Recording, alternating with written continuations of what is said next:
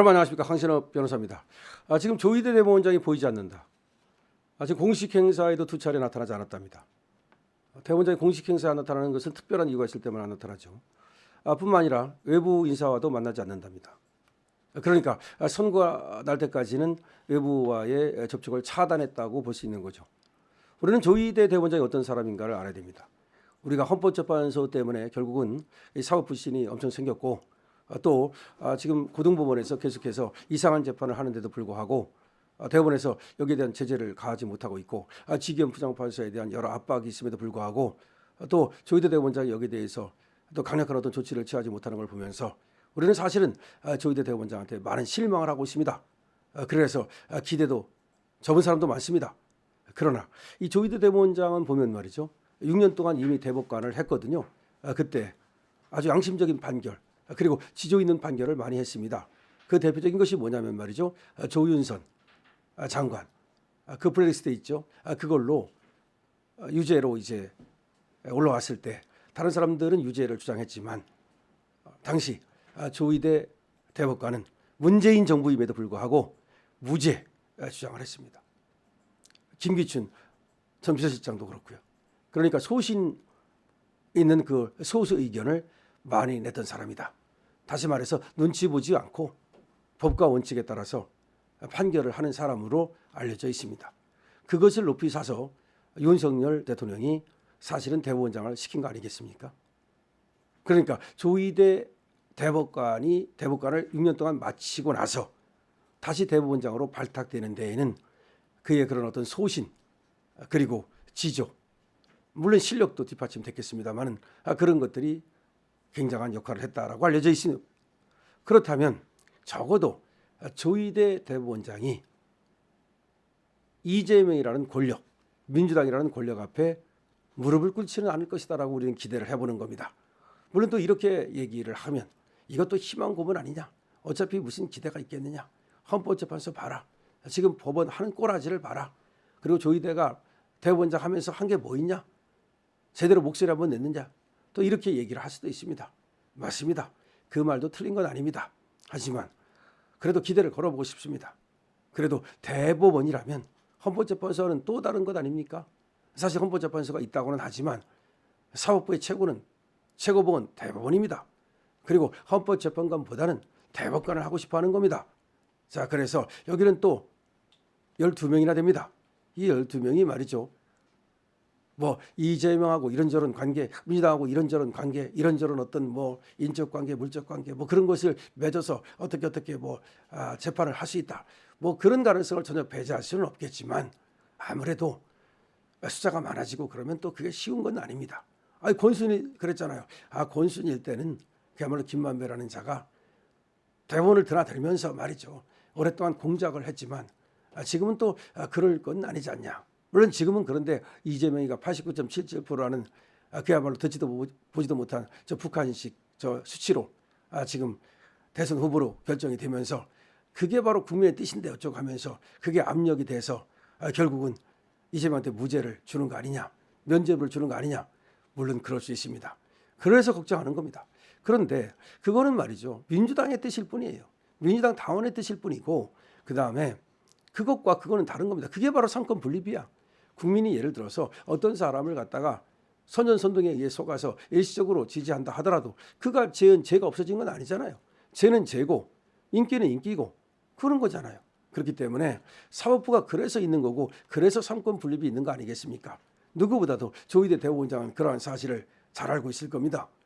그렇다면 이번에 말이죠, 역사적인 심판을 해야죠. 그야말로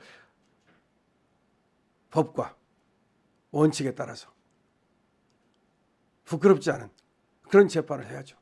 만약에 말이죠, 권력에 누워서 권력 눈치를 보느냐고, 유죄 심증이 있음에도 불구하고, 그리고 2심 판결이 잘못됐음에도 불구하고, 1심 판결이 맞는 것임에도 불구하고 만약에 면죄부를 준다면 그거는 두고두고 역사의 배신자가 되는 거고 제2의 이완용이 되는 거죠.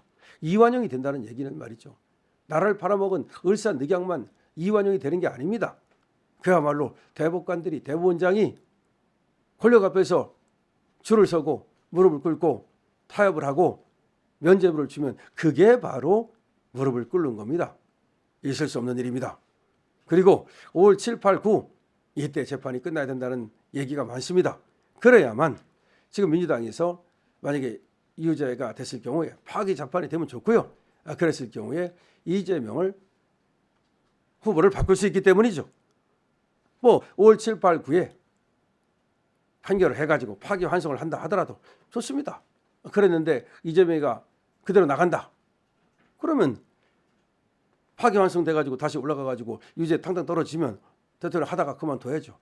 근데 그때 재판을 중지하고 또 재판 안 한다? 그래서는 안 되는 거죠. 그것은 결국 권력 앞에 또 사법부가 무릎을 꿇는 사법부의 치욕이 되겠죠.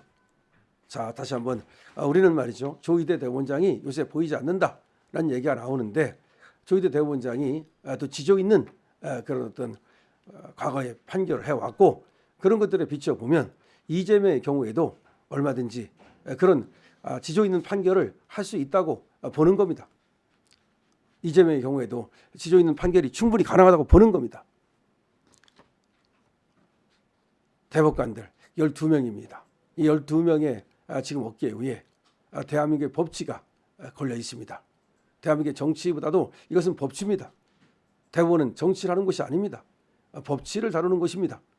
그렇다면 법치를 해야죠. 법에 의한 판결을 하는 것이 바로 법치입니다. 형식적 법치뿐만 아니라 실질적 법치까지 이루는 것이 바로 대법원의 사명입니다. 조희대 대법원장과 지금 나머지 11명의 대법관 어깨 위에 대한민국 사법부의 운명이 걸려 있습니다. 그리고 대한민국 법치에 지금 운명이 걸려 있습니다. 전부가 여기에 걸려 있습니다. 절대로 어떤 타협을 하거나 외부의 압력에 의해서 이재명에게 면죄부를 주는 일이 있어서는 안 된다는 겁니다. 국민들은 지켜보고 있습니다. 지금 대법원장의 일거수일투족을 지켜보고 있습니다. 그리고 정말로 존경하는 대법원장을 갖게 되기를 희망하고 있습니다.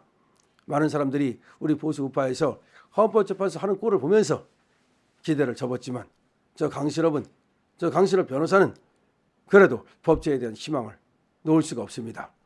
그래서 조희대 대법원장께 그야말로 지금 외부와의 접촉을 차단하고 공식 행사에도 참여하자는 이유가 정말로 법치를 세우기 위한 법대로 판결을 위한 그런 고뇌의 연속일 것이라고 생각하고 싶습니다. 누구 말대로 안 보이는 동안에 뒤에서 이런 의심을 하는 사람도 있습니다. 하지만 절대 그러지는 않을 거라고 저는 믿고 싶습니다. 조희대 대법원장과 그리고 나머지 대법관들 여러분께서 대한민국의 법치를 바로 세워주십시오. 국민의 한 사람으로서 그리고 법조인의 한 사람으로서 정말로 우리 대한민국의 대법원에 정말로 기대를 걸고 또 요청을 드립니다. 이재명 재판 앞으로 사법부의 미래 그리고 법치의 미래를 좌우할 수 있는 중요한 재판입니다. 여러분들 댓글을 많이 달아주시고요. 강신업 TV입니다.